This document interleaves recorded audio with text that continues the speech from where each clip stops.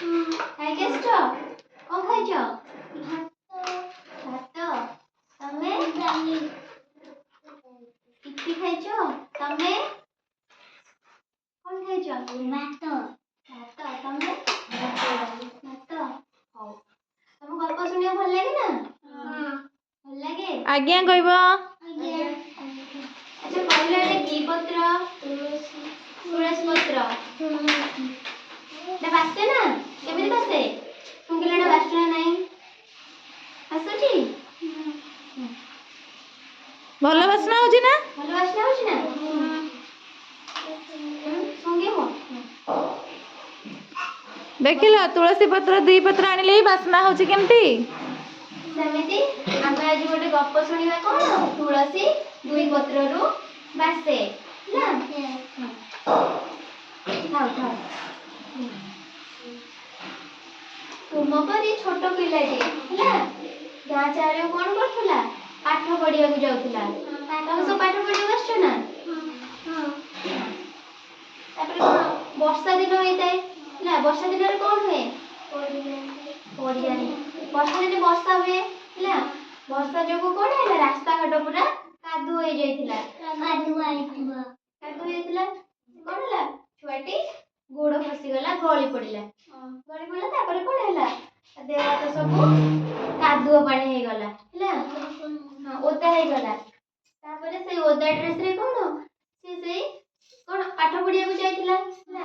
ତାପରେ କଣ ପିଲାଟିର ଦେହ ଦେଖି ଦେହ ପାଣି ପୁରା କାଦୁଅ ହେଇଯାଇଥିଲା। ଗୁରୁଜୀ କଣ କଲେ? ଏଇଠି ଦେଖ ପିଲାଟି କେମିତି ପଡି ଯାଇଛି ହେଲା। କାଦୁଅରେ ଗୋଡ ଖସିଗଲା, ପଡିଗଲା। ତାପରେ କଣ ସେଇ ଓଦା ଡ୍ରେସ ପିନ୍ଧିକି ପଢିବା ପାଇଁ ଗଲା। ଗୁରୁଜୀ ଦେଖିଲେ କଣ ହେଲା? ପିଲାଟିର ଦେହ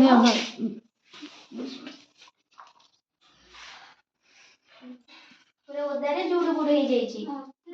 ଗୁରୁଜୀ ପଚାରିଲେ କହିଲେ ଓଦା କେମିତି ହେଲା? ତାପରେ ପିଲାଟି କଣ କହିଲା? ବାଟରେ ପଡି ମୁଁ ଓଦା ହେଇଯାଇଛି। ବର୍ଷା ହଉଥିଲା, କାଦୁଅ ହେଇଥିଲା, ଗୋଡ ଖସି ଯାଇଥିଲା। ବର୍ଷା ଦିନେ ପାଣି ଜମି ଯାଇନି, କାଦୁଅ ହେଇଯାଇନି ରାସ୍ତାଘାଟ। ତାପରେ ସେ କଣ କଲା? ପୂଜା ଟାଇମରେ, ଦୁର୍ଗା ପୂଜା ଟାଇମରେ ସ୍କୁଲ ଛୁଟି ହୁଏ ନା ନାହିଁ? ଦୁର୍ଗା ପୂଜା ଛୁଟିରେ ତମେ କଣ କର? ଦୁର୍ଗା ପୂଜା ଛୁଟିରେ ସ୍କୁଲ ଟ୍ୟୁସନ ଛୁଟି ଥାଏ, ତମେ କଣ କର? ମାମୁଁ ଘର ଯାଅ, ବୁଲିବା ପାଇଁ ଯାଅ, ସବୁ ଯୁଆଡେ ଯା। ବୁଲିବା ପାଇଁ ଯାଅ। ଘରେ ବି ମା ଯାହା କୁହନ୍ତି ତାଙ୍କ କଥା ଶୁଣ ହେଲା।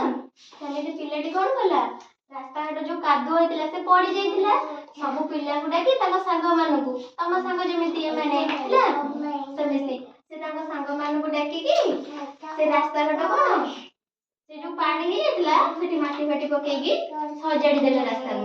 ଆଉ ଯେମିତି ବର୍ଷାରେ କାଦୁଅ ନ ହବ ହେଲା। ମାଟି ଗୋଡି ସବୁ ବାଲି ମାଟି। ଏଠି ଦେଖ କେମିତି ପିଲାମାନେ ସବୁ ରାସ୍ତାଘାଟ କେମିତି ସଜାଡୁଛନ୍ତି ହେଲା। ଏହା ଦେଖି ଗୁରୁଜୀକୁ ଦେଖିଦେଲେ, ବାଟରେ ଆସୁ ଆସୁ ଦେଖିଲେ ପିଲାମାନେ ସବୁ ରାସ୍ତାଘାଟ ସବୁ ସଜାଡୁଛନ୍ତି। ପିଲାମାନେ କଣ ନା ଗୁରୁଜୀ ଦେଖି କଣ କଲେ? ଗୋଟେ ସଭା ଡକେଇଲେ। ଗାଁରେ ସବୁ ଲୋକମାନଙ୍କୁ ଡାକିକି ଗୋଟେ ସଭା କରାଇଲେ। ଲୋକମାନେ ସବୁ ଦେଖିଲେ ଏତେ ଛୋଟ ଛୋଟ ପିଲାମାନେ ଆଶ୍ଚର୍ଯ୍ୟ ହେଇଗଲେ। ଗାଁ ଘାଟ ସବୁ କାମ କରୁଛନ୍ତି ନା, ଦେଖି ପୁରା ତମ ଭଳିଆ ଛୋଟ ଛୁଆଟେ ହେଲା। ସେମାନେ ଦେଖି ଆଶ୍ଚର୍ଯ୍ୟ ହେଇଗଲେ। ଆଶ୍ଚର୍ଯ୍ୟ ଦେଖି କଣ ତାଙ୍କ ଗୁରୁଜୀଙ୍କୁ କହିଲେ।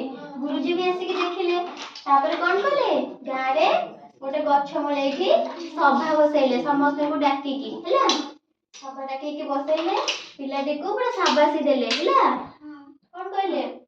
ଏତେ ଛୋଟ ପିଲାଟେ ଏତେ ଭଲ କାମ କରିଛି, ସେଥିପାଇଁ ସମସ୍ତଙ୍କୁ ଡାକିକି ସଭା ବସେଇଲେ ହେଲା। ତାପରେ ପିଲାଟି କଣ ହେଲା? ବଡ ପିଲା ହେଲା। ବଡ ପିଲା ହେଇକି ହଁ ବଡ ପିଲା ହେଇକି କଣ ମଧୁ ବାରିଷ୍ଟର ନାମରେ ପରିଚିତ ହେଲେ। ତାପରେ ବଡ ହେଇକି କଣ କଲେ? ସମସ୍ତ କଣ ଲୋକମାନଙ୍କୁ ସବୁ ସାହାଯ୍ୟ କଲେ ହେଲା। ତାଙ୍କ ନାଁ ସମସ୍ତେ ଜାଣିଲେ ମଧୁ ବାରିଷ୍ଟର ହେଲା। ଏଥିରୁ ଆମେ କଣ ଶିଖିଲେ? ଭଲ କାମ କଲେ ଆମେ ଦୁନିଆ ଦିନେ ବଡ ହବା ହେଲା। ଗୋଟେ ଭଲ ମଣିଷଟେ ହବା, ବୁଝିପାରିଲ? ନାଁ ରଖିବା ସମସ୍ତେ ଯେମିତି ଆମକୁ ହେଲା।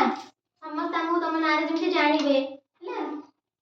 ଭଲ କାମ କଲେ ଆମକୁ ସମସ୍ତେ ଜାଣିବେ ହେଲା। କେମିତି ଖରାପ କାମ ସେ କରିବ? ଭଲ କାମ କରୁଥିଲେ ବୋଲି ଗୁରୁଜୀ ସଭା ଡାକିକି ଛୋଟ ପିଲାଟି ଏତେ ଭଲ କାମ କରିଥିଲା, ସେଇଥିପାଇଁ କଣ ଗୁରୁଜୀ ସଭା ଡାକିକି ପୁରସ୍କାର ଦେଲେ। ପୁରସ୍କାର ଦେଲେ ହେଲା।